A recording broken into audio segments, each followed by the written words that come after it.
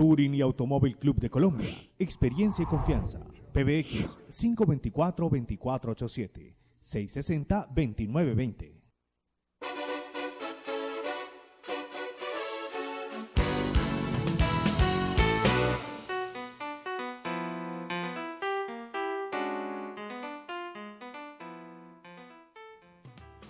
Muy buenas noches, bienvenidos a Cartas sobre la Mesa. Hoy les tenemos un tema de ciudad, un tema de región muy interesante y es algo que mucha gente no identifica todavía porque está de reciente creación en la administración del alcalde Armitage y es la Unidad Administrativa Especial de Servicios Públicos Municipales. Pues muy recientemente se ha puesto en primer plano, no solo por los temas que trata, que siempre son importantes, sino por la controversia, la polémica que se generó a raíz de la renuncia de Rubén Olarte, que había sido citado al Consejo de la Ciudad. El Consejo estaba haciendo un control político sobre el caso de la escombrera de la 50 y también sobre otros temas que le corresponden a esta unidad, repito, creada por el alcalde Armitage, y Rubén Olarte, pues como se dice en la jerga boxística, tiró la toalla. No se presentó ante el Consejo, y cuando hablamos de Rubén Olarte no estamos hablando de cualquier aparecido en la escena pública, es un hombre ya con una trayectoria en el servicio público de muchos años. Sin mayores preámbulos, démosle la bienvenida. Economista Rubén Olarte, buenas noches, ¿cómo está usted? Buenas noches, Sami. Muchas gracias por su amable invitación y un saludo a toda la audiencia de Cartas sobre la Mesa. ¿Usted por qué tiró la toalla sin comparecer ante el Consejo Municipal que lo citaba? Porque yo representaba un punto de vista distinto al del gobierno. Y si yo voy al Consejo Municipal tengo que ir a defender el punto de vista del gobierno. Y el punto de vista del gobierno era distinto al mío. Yo propuse una solución técnica, propuse un camino jurídico, pero en la solución técnica no hubo reparo, pero en el camino jurídico sí, y la solución no se pudo ejecutar. Pero ¿cómo desaprovechó ese escenario que hubiera sido importante para que la gente supiera qué era lo que estaba pasando y qué es lo que usted piensa, discrepando con el alcalde, con la administración? ¿No era un escenario útil para que usted presentara ante la opinión pública, ante quien se debe? Obviamente aquí está en Cartas sobre la Mesa y vamos a explorar el tema, escuchándolo y desde luego diciéndole cuáles son los puntos de vista en contrario. Pero, ¿por qué no aprovechó ese ámbito, ese escenario del Consejo? Porque la responsabilidad política tiene una lógica. Y la lógica es llevar ante el Consejo Municipal el punto de vista oficial. Cuando uno va al Consejo Municipal, uno no lleva una posición personal, uno lleva una posición técnica, administrativa, financiera o política que corresponde a las decisiones del gobierno. Es decir, usted no compareció, no acudió por ética, es decir, para... Por supuesto, por ética, porque yo no voy a ir al Consejo Municipal a defender un punto de vista personal. Si yo tengo que ir al Consejo, tengo que defender el punto de vista oficial del gobierno. Y el punto de vista oficial del gobierno era distinto al punto de vista mío. Pero, ¿por qué permanecía usted en el cargo y solo cuando se presenta este debate público el desenlace es su renuncia? Algunos dirán, bueno, si no compartía, si no estaba de acuerdo con los puntos de vista de la administración a la cual se debe, ¿por qué aceptó el cargo o por qué permaneció en él desde enero de 2017, que es que se crea la unidad? Sí, porque la discrepancia realmente llegó al momento cumbre en el momento de la citación al Consejo. Y la discrepancia es sobre la escombrera de la 50. Realmente el aspecto principal es sobre cómo resolver el problema de la escombrera, pero también el problema de los escombros de la ciudad. Y le voy a contextualizar. Es decir, hay un problema en la escombrera, tiene una orden judicial. Desde hace más de 10 años, un juez y luego un tribunal superior ordenó cerrar la escombrera. Distintos gobiernos carentes de voluntad y de decisión política no lo hicieron. Yo llegué... Es decir, no es solo cosa de este gobierno. No, ese es un... Eso viene enquistado desde hace varias administraciones. La escombrera tiene 20 años, hoy está a punto de cumplir las bodas de plata. Y la orden judicial es del 2007, tiene 11 años. Y los gobiernos han escamoteado las soluciones porque se conformaron con llevar escombros al municipio de Candelaria. Y resulta que cada municipio tiene la obligación y la responsabilidad de resolver sus problemas de residuos y sus problemas ambientales. Entonces, yo asumí la responsabilidad de diseñar una propuesta para resolver el problema de los escombros en la ciudad de Cali, por lo menos en materia de disposición final. Eso es una montaña, pues, impresionante. Es una montaña. Y puede presentarse una catástrofe. No, realmente no, porque los escombros, como están colocados y con la pendiente que tienen de inclinación de la masa... ¿Pero cuál es la altura que tiene esa montaña? Eso tiene unos 14, 15 metros, pero tienen una inclinación que no la somete a riesgo. A decir verdad, de acuerdo con la historia que los mismos administradores de esa escombrera, que es una asociación comunitaria de carretilleros, porque ellos son los administradores, no es el gobierno municipal. Sobre eso es importante que la opinión tenga claro que ese sitio está en manos de una organización comunitaria. Lo que hace el gobierno es evacuar esos escombros, recogerlos y llevarlos a otra parte. Durante 20 años... Ese es un sitio de disposición transitoria. Transitorio. Durante 20 años se llevaron a Candelaria. Pero se convirtió en un sitio de disposición permanente. Pues. En los últimos meses sí, por una razón, porque no hay a dónde llevar. En ese momento no había a dónde llevar. Es decir, tanto la autoridad ambiental del Valle como la autoridad ambiental del norte del Cauca certificaron que no había sitios autorizados para llevar. Por eso había que tomar decisiones de emergencia. Por eso el camino jurídico que yo propuse fue: declaremos una emergencia sanitaria. Cuando uno no tiene a dónde llevar las basuras, uno no puede esperar a que las basuras se acumulen y generen un problema. ¿Y qué implica declarar una emergencia sanitaria? Pues ninguna cosa del otro mundo. Me parece que los abogados han satanizado esa figura. Eso se usa cuando no hay caminos de solución. Pero en la práctica, para los ciudadanos, ¿eso qué significa? ¿Qué significa? Que eso le permite al alcalde municipal tomar medidas de excepción, como por ejemplo, definir un sitio en la jurisdicción de Santiago de Cali, definir un sitio a donde llevar los escombros. ¿Pero existe ese sitio? Claro, existe, y está el estudio técnico y ambiental diseñado por la Unidad Administrativa Especial. Es un sitio que se denomina El Corbatín, que hace parte de un gran predio denominado La Corbata, que tiene una extensión de 8,5 hectáreas. ¿Dónde?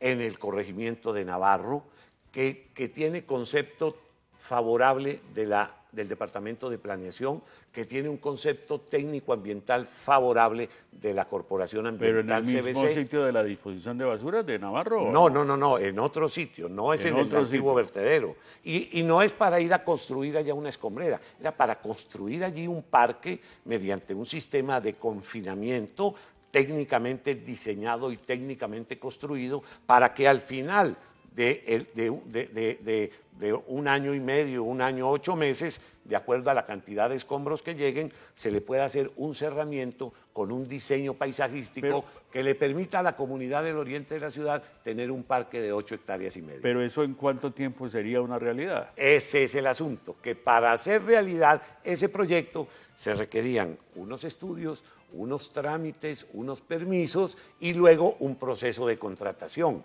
Eso demoraba entre 4, 5, eso demoraba por lo menos 5 o 6 meses. ¿Pero por qué durante la gestión suya no se pudo hacer eso? Porque eso se empezó a definir esa solución a finales del año pasado. El año pasado...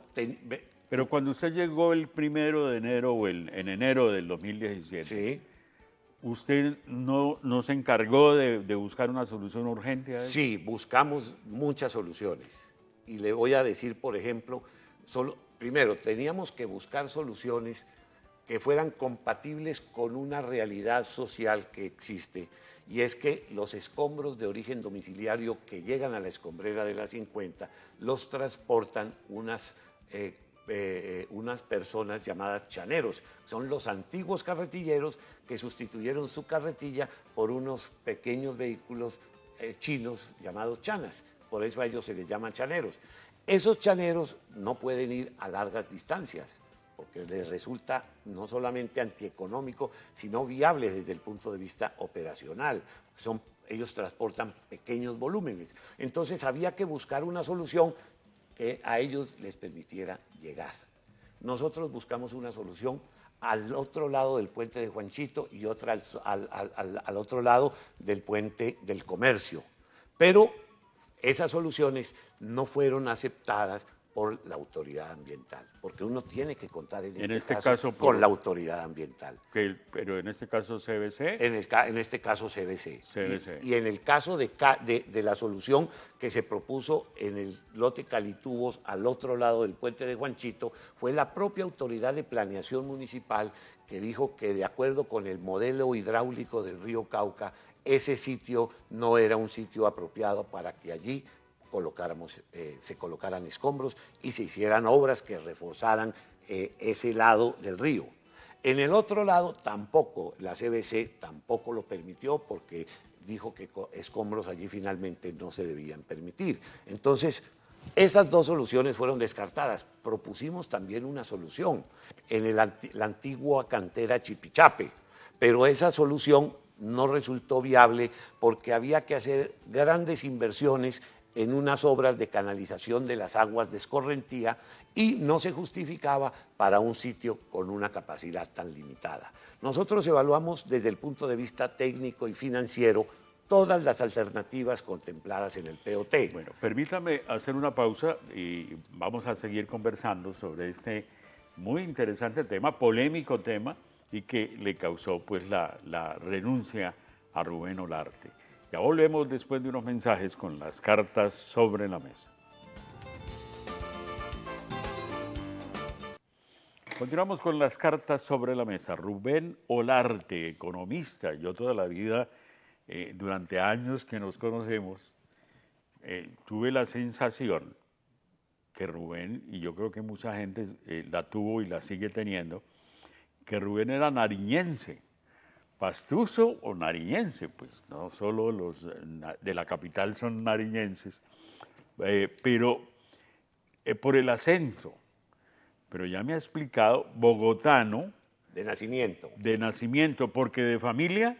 Mi padre es santandereano y mi madre boyacense. Boyacense, nada que ver con Nariño, nada que ver con Pasto. Pues vivimos unos años en Pasto porque mi padre fue trasladado a Pasto, él trabajaba como... y allí fue donde cogió el acento. Y allí me crié, allí viví mi juventud, que es una etapa muy importante. ¿Usted se siente pastuso, se siente nariñense? He sido adoptado en Nariño y en Pasto y tengo corazón de nariñense. Pero también tiene corazón vallecaucano porque usted ha hecho política aquí en el Valle del Cauca. Por supuesto, los primeros 10 años de mi vida los viví en Bugavalle. Allí hice mi primaria en el colegio José María Cabal. Y luego, desde el año 1982, vivo aquí, de manera que llevo 36 años viviendo aquí y, por supuesto, me siento caleño absoluto. Usted tiene una hoja de vida larguísima que no es posible resumir muy brevemente, pero ¿qué es lo más importante que resume de su hoja de vida, Rubén?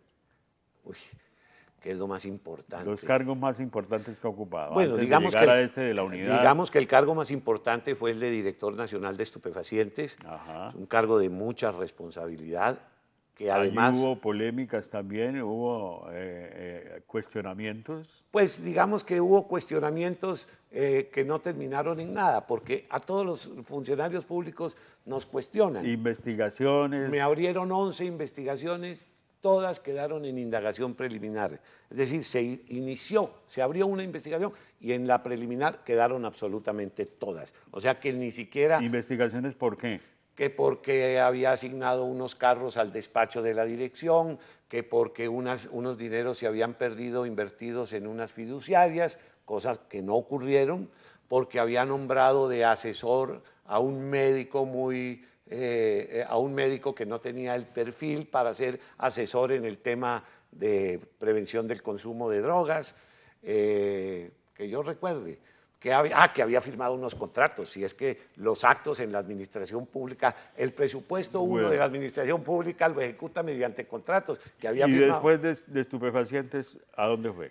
No, yo después de estupefacientes estuve como secretario de gobierno y gerente de la empresa metropolitana de aseo EMAS en Pasto. En Pasto. ¿Y Allí. luego? Luego volví, después de Pasto estuve estudiando un máster en innovación tecnológica en España y regresé a Cali y estuve como director de desarrollo estratégico de ENSIRVA durante la primera fase de intervención.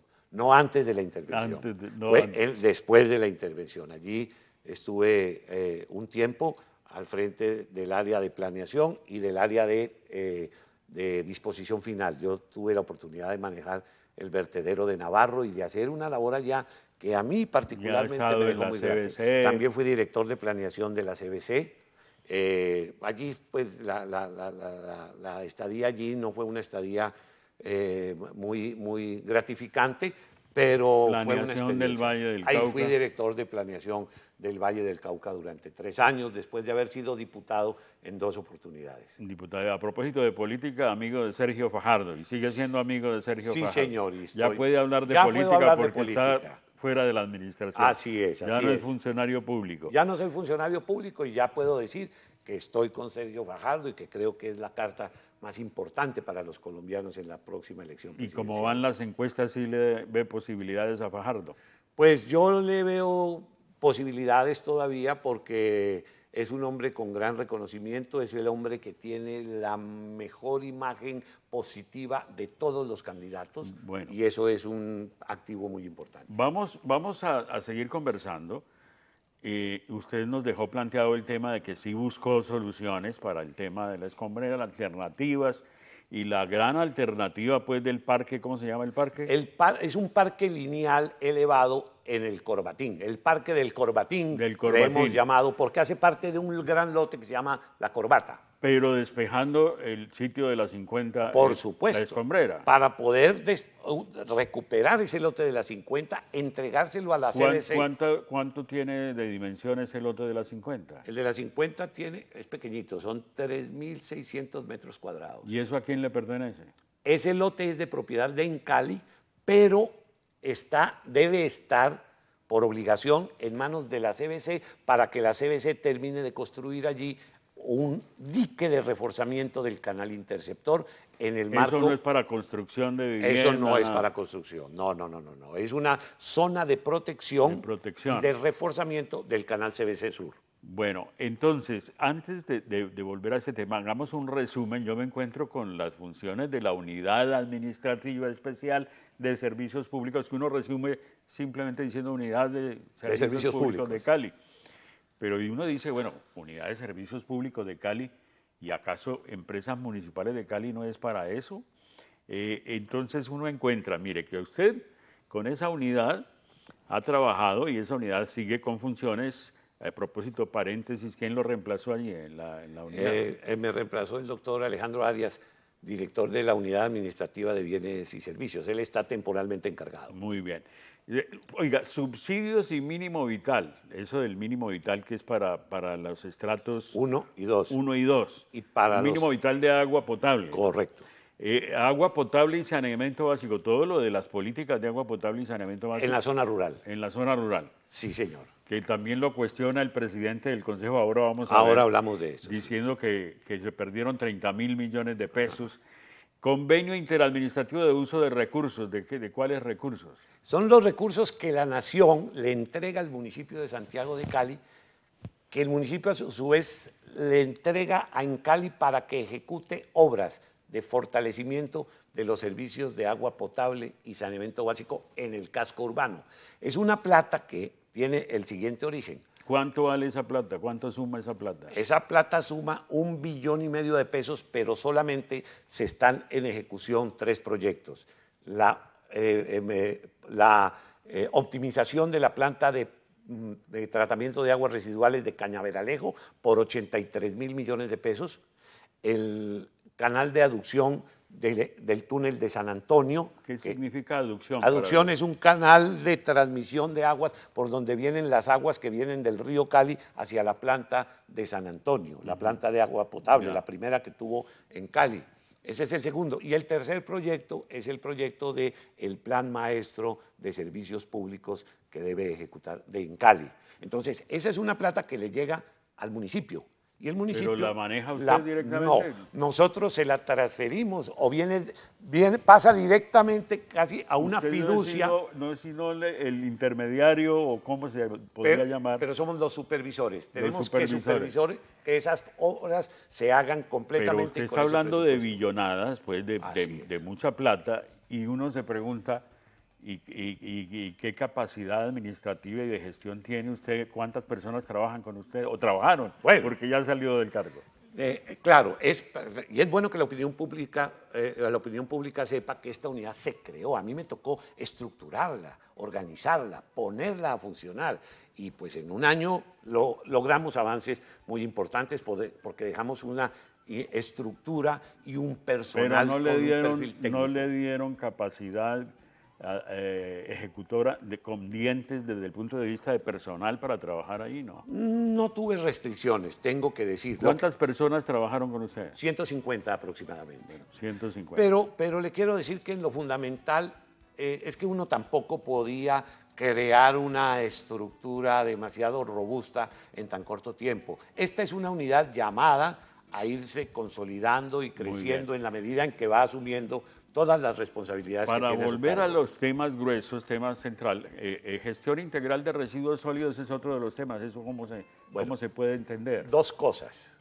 Tiene 2 frentes de trabajo. 1, organizar a los recicladores de oficio para que ejecuten, presten el servicio de aprovechamiento, es decir, el servicio de reciclaje, como prestan los servicios, las empresas de servicios públicos de aseo, el servicio de recolección, transporte, barrido, etcétera, el servicio de reciclaje. ¿Cuántos recicladores? En este momento la ciudad puede tener unos 2.500 recicladores, pero logramos poner en funcionamiento una ruta selectiva de aprovechamiento con 400 recicladores. Alcanzó a funcionar, está empezando a funcionar en la Comuna 17. Para que la gente entienda en palabras sencillas qué son residuos sólidos. Residuos sólidos son todos aquellos desechos provenientes del consumo, sobrantes del consumo, que pueden ser reutilizados, que pueden ser recuperados. Lo que sale de las casas, correcto, lo que sale del comercio, de la industria. De la industria, todo lo que sobra de la actividad económica y de la actividad humana. Bueno, y además para cumplir con una sentencia judicial sobre los recicladores. Así es, la sentencia T291 que obliga a que el municipio garantice que los recicladores de oficio se vuelvan empresarios de los residuos sólidos. Y para que el negocio de las basuras o de los residuos sólidos en general no sea pues de unos empresarios, sino que favorezca a la comunidad. Correcto. Y favorezca principalmente a los recicladores de oficio, que son los que durante 20 años han estado lidiando con las basuras en la calle. Está muy bien. Supervisión del servicio público de aseo. ¿A usted le toca supervisar lo que hacen las empresas privadas? Sí, señor. Ese es un trabajo que le corresponde a la UAES. ¿Por qué razón? Porque como el servicio de aseo es un mercado de libre competencia, aquí hay 4 grandes prestadoras del servicio. ¿Y si se hace una supervisión efectiva? Pues esa es la tarea, es una supervisión efectiva. ¿Están cumpliendo las empresas? Yo considero que sí, y siempre lo dije. Aquí en el tema de basuras hay un problema, y es la falta de cultura ciudadana, por un lado. Porque la gente dispone las basuras, sobre todo en ciertos sectores de la ciudad, y entre más al oriente estamos de la ciudad, la gente más indisciplinada. El cumplimiento de las empresas privadas que tienen la ciudad distribuida en zonas, ¿es de la falta de cultura ciudadana? Falta de cultura y también falta de autoridad ambiental, que tiene que exigirle a quien no cumpla. El DACMA tiene esa obligación. Se lo dije permanentemente al alcalde durante todo mi tiempo como director de la UAS. No hay autoridad ambiental que haga respetar las normas sobre el manejo de las basuras. Ese sí fue un tema sobre el cual fui yo absolutamente reiterativo. Bueno, me queda muy rápidamente, pero como enunciados, porque no podemos ampliarlo, es posible que volvamos posclausura de Navarro. ¿Eso de qué se trata? La posclausura de Navarro es que hay que hacerle un monitoreo a toda esa masa que tiene millones y millones de residuos acumulados para evitar que se caiga. Entonces hay que hacerle el monitoreo topográfico, el monitoreo... ¿Y se está haciendo? Eso se está haciendo, eso se hizo el año pasado. ¿Y lo de los lixiviados? Y los lixiviados, entonces allí hay un tema también. Los lixiviados el año pasado se trataron durante 4 meses.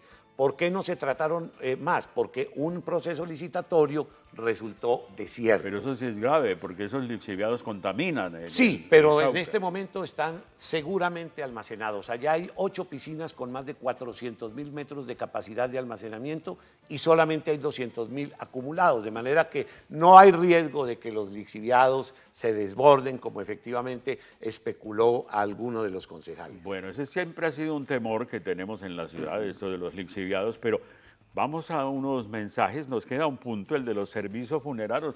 A usted lo pusieron a responder hasta por los servicios funerarios para estratos... 1 y 2. No, para el nivel... para los estratos del CISBEN, los CISBEN, beneficiarios del CISBEN. Pero ¿con realmente... una calificación de cuánto? 0,59. 59. Pero tiene derecho a servicios funerarios, eso lo vamos a decir más adelante, después de unos mensajes con las cartas sobre la mesa. Ya volvemos.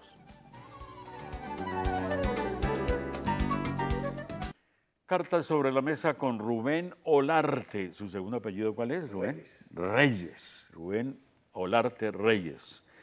Pues vamos a seguir conversando con el director de la Unidad Administrativa Especial de Servicios Públicos. Entre otras cosas, ¿dónde tienen la sede de la unidad? La sede está frente al Teatro Municipal, en la antigua FES, el Centro Cultural de Cali, entrando por la puerta que queda frente al Teatro Municipal, encima del auditorio principal. Muy bien. Y la unidad fue concebida como una estructura que concentra todas sus funciones bajo el despacho del director. Es decir, ustedes tienen autonomía. Sí, administrativa, financiera y presupuestaria. Pero obviamente dependiendo del alcalde. Dependiendo del alcalde. Sí. ¿Y qué fue lo que le dijo el alcalde que usted inmediatamente renunció? ¿Cómo le dijo y cómo se lo planteó? El alcalde venía insistiendo en que yo resolviera el tema de la escombrera sin tener yo la certeza de contar con un sitio de disposición final legalmente autorizado. ¿Y le pidió la renuncia? Él me dijo, si no me puedes resolver eso, pues tiene que resolverlo otra persona. Entonces yo le dije, pues que lo resuelva otra persona, porque yo, como están las cosas legalmente, no lo puedo hacer. ¿Por qué usted le dice eso? No existe la posibilidad de resolverlo inmediatamente, después de que nos ha contado todas las alternativas planteadas. Y resulta que sale usted y el alcalde encuentra un lote para la disposición de estos escombros en Puerto Tejada. Inmediatamente consiguió lo que usted no había podido conseguir. Bueno, eso sí hay que preguntárselo a él. Yo esa respuesta... Pero usted ¿cómo lo interpreta? Es decir, si era posible solucionarlo, entonces ¿tenía razón el alcalde? No sé cómo se obtuvo esa solución, pero la que en su momento yo visualicé no estaba. Esa solución. ¿Usted conoce el lote que el alcalde encontró ahora para disponer esos escombros? Personalmente no, pero los técnicos que me acompañaban en ese proceso. ¿Eso con permiso de quién? Porque usted decía que no había permisos. De acuerdo con los certificados de las autoridades ambientales, no existían esos permisos.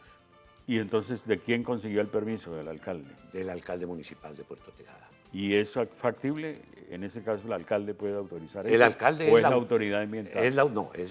Hoy, de acuerdo con la normatividad vigente, es el alcalde municipal, correcto. Es el alcalde como municipal. Lo es en Cali, por ejemplo, el DACMA, pero la máxima autoridad que es el alcalde. Correcto.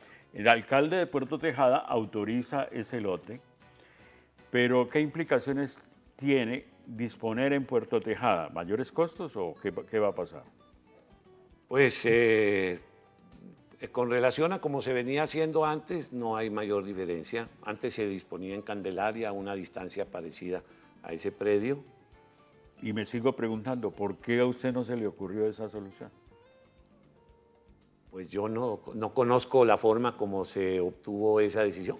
De todas maneras, nosotros... ¿Pero usted nunca exploró esa decisión? Sí, claro, por supuesto, exploramos. ¿Había hablado con el alcalde? Directamente con el alcalde no, con los funcionarios responsables, y ellos manifestaron que no tenían permiso. ¿Y por qué cuando usted vio esa posibilidad no acudió ante el alcalde, que logró el milagrito en pocas horas después de que usted renunciara? Porque yo sé que obtener un permiso requiere unos trámites ordinarios que son complejos. Y el asunto, como le dije yo, era un asunto de tiempo. Entonces... Es decir, ¿el alcalde no le ayudó a usted en esa solución? No, yo creo que en esto yo me quedé solo. Eso sí lo tengo que reconocer. ¿Se quedó solo? Yo me quedé solo, por supuesto. Yo no sentí el acompañamiento del gobierno en una decisión tan importante. ¿Por qué razones? ¿Usted qué Porque percibía ahí? la percepción es de que pues el gobierno pensaba que yo lo podía resolver solo. Y este es un problema muy complejo. Muy complejo. No es un asunto fácil y sobre todo si uno cumple con todos los procesos. Lo de Puerto legales. Tejada, que se consigue en pocas horas por gestión del alcalde, que no lo hizo con usted. ¿Lo de Puerto Tejada es una solución transitoria o definitiva? No conozco las particularidades de ese sitio, Eso ni implicaría conozco los alcances del permiso. Sé que implicaría desecharlo de sé la que- alternativa sé que hay un del- permiso. Lo de la alternativa del Corbatín, del lote del Corbatín aquí en Cali, en Navarro. la decisión del Corbatín es una decisión del municipio de Santiago de Cali. Si lo manejamos, digamos, con una lógica institucional, esa solución hay que continuarla. Bueno, tengo que ir con lo del presidente del Consejo, pero antes explíqueme rápidamente, no tengo mucho tiempo. Esto de los servicios funerarios, ¿le dan auxilio funerario? No, la realidad de los servicios funerarios es que allí en la creación de la UAS, de la Unidad de Servicios Públicos, se dijo manejar el tema de los servicios funerarios, un poco inspirado en la norma de la UAS de Bogotá, que en el caso de Bogotá administra unos cementerios. Lo que hicimos nosotros aquí fue diseñar una propuesta de política pública para garantizar que los estratos más pobres de la población tengan un subsidio que le permita básicamente tener en los momentos difíciles de una familia, cuando se pierde un ser querido, pueda contar Pero se con un está dando el subsidio. subsidio No, en ahora. este momento no. Eso quedó formulado como propuesta. O sea, eso no se ha cumplido. No, porque eso no está en el plan de desarrollo. Entonces, lo que hicimos Y nosotros la fue... idea era construir salas de velación. No, de ninguna manera, no. La idea es dejar una propuesta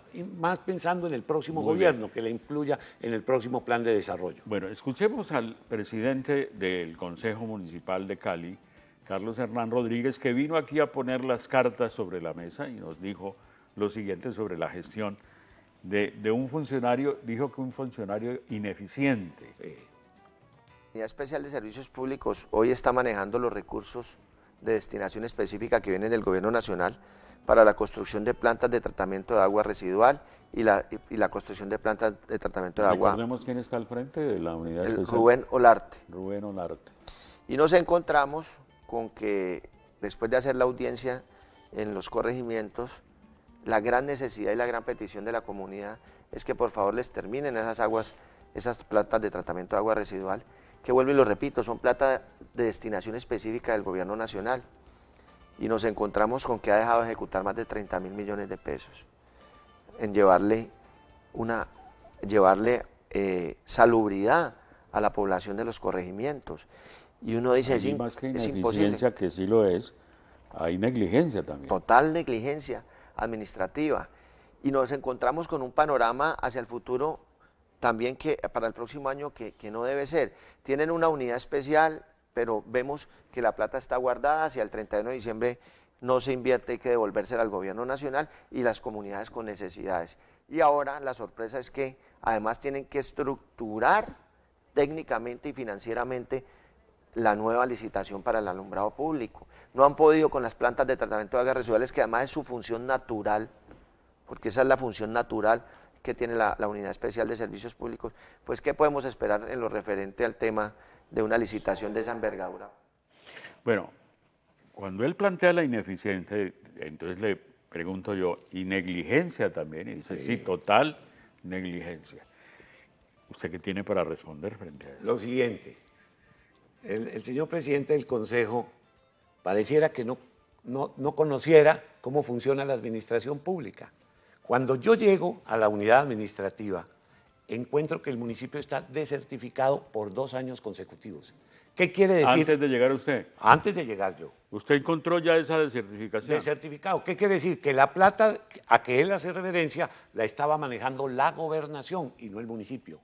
La primera tarea mía fue conseguir de nuevo la certificación y lo logramos. Logramos recuperar la plata que le estaba en manos de la gobernación a manos del municipio. ¿Eso sabe cuándo ocurrió? En agosto del año pasado. Durante 8 meses después de su llegada. 8 meses después de mi llegada, porque uno tiene que hacer todos los trámites para certificación entre enero y abril. Y luego, entre abril y agosto, se decide por parte del gobierno nacional si lo certifican o no. La certificación quedó en firme a finales de julio y se vino todo el proceso de empalme con la gobernación. Empalme, que significa contratar gente, recibir 11 contratos con 51 frentes de obra, contratos que venían en ejecución, y empezar a planificar cómo nos vamos a gastar la plata que recibimos de parte de la gobernación. En el mes ¿Qué fue cuánto? ¿Cuánto recibieron? Y no fueron 30.000, fueron 37.000.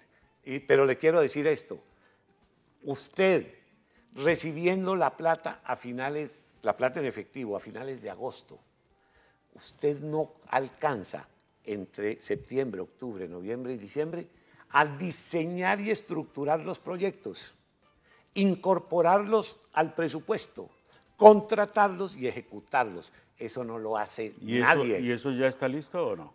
Entonces, ¿qué fue lo que hicimos? Por eso le digo, es decir, es fácil decir, no se gastó la plata, lo que hay que ver es el contexto. ¿Sabe qué encontramos nosotros? Que como durante 2 años el gobierno estuvo desertificado, o sea, no manejó la plata, y la plata la manejó la gobernación contrató obras, pero no hizo diseños, estudios y nuevos proyectos de inversión.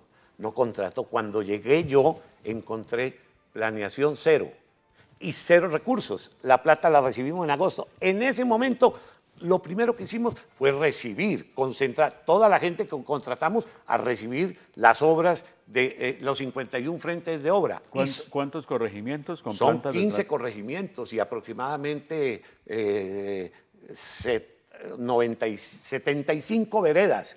Entonces, este año comenzamos el proceso de planificación. Muy bien. Eso por ese lado, pero ¿y lo de la licitación para el alumbrado público? A eso sí, que tampoco desconoce el señor presidente cuál es el rol de la UAS en ese sentido. Mire, hace 20 años hay un convenio entre el municipio y en Cali. Durante 20 años el municipio en Cali manejó eso autónomamente con megaproyectos.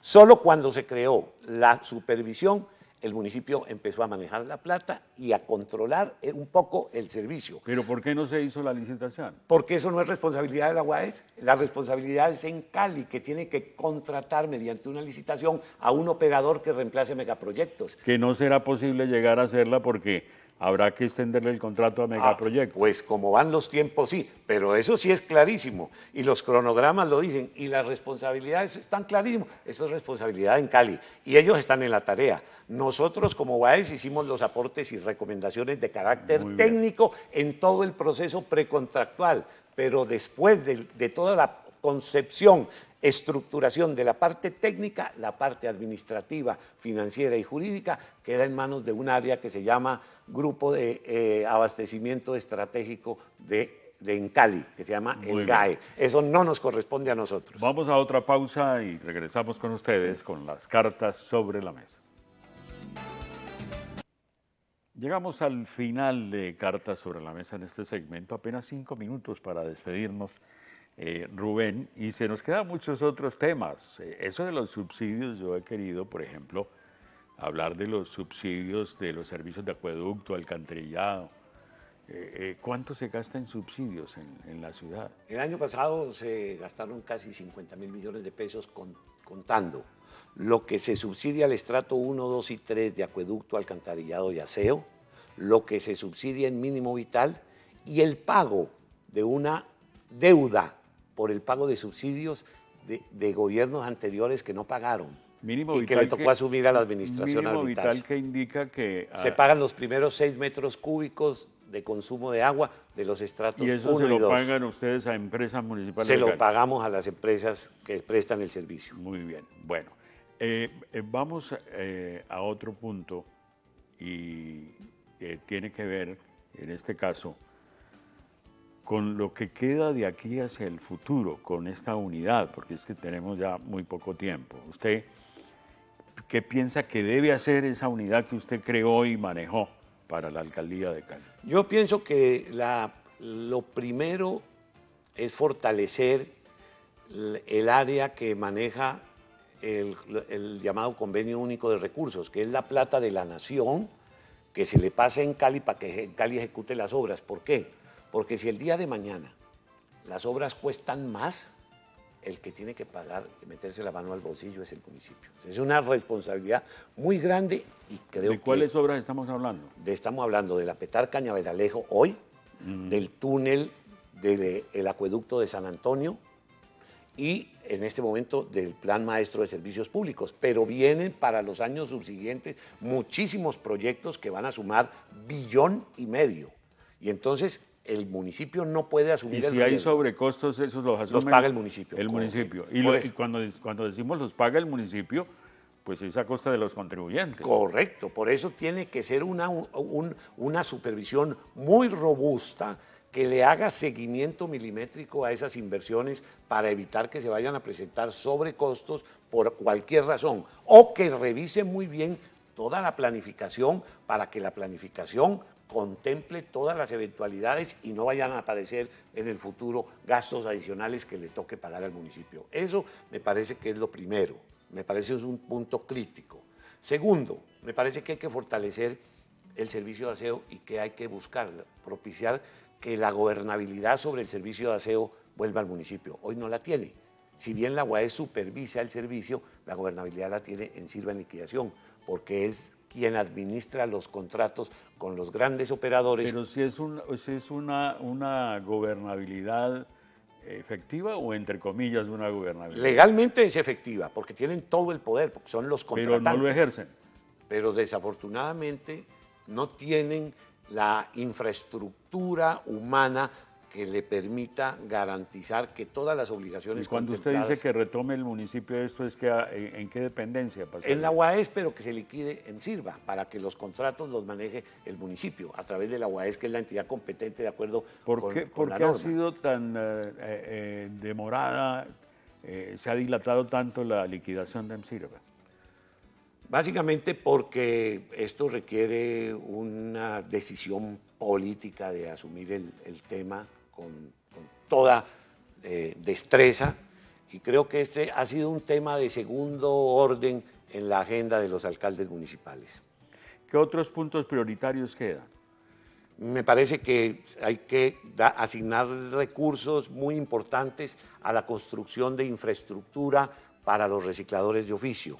La construcción de una ECA, ya está previsto el parque tecnológico en Navarro, tiene estudios de factibilidad. ¿Una ECA qué es? Es una estación de clasificación y aprovechamiento, a donde llegan los recicladores organizados con sus residuos recuperados puerta a puerta y separan vidrio, papel, plástico, chatarra, cartón, etcétera, lo alistan, lo mejoran, lo limpian y lo puedan negociar en el mercado o le puedan introducir procesos de transformación. Se nos quedó un tema importante también para la ciudad, que es la de la iluminación de nuestras fuentes ornamentales, los monumentos, en fin, pero Pero les voy a decir que quedó allí Estamos ya trazado despidiendo.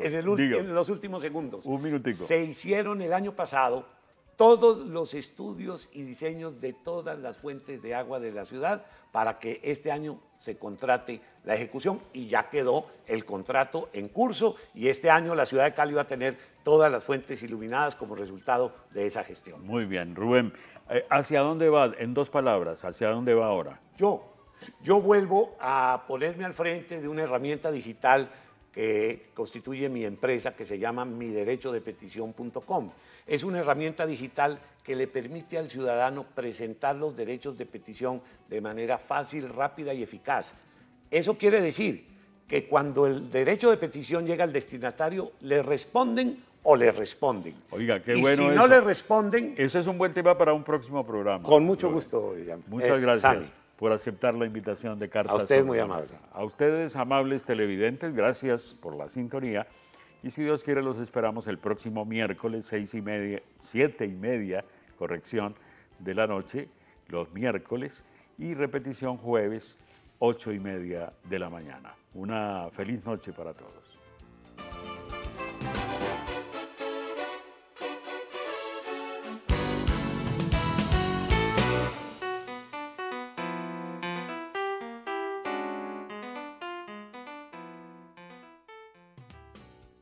Touring y Automóvil Club de Colombia. Experiencia y confianza.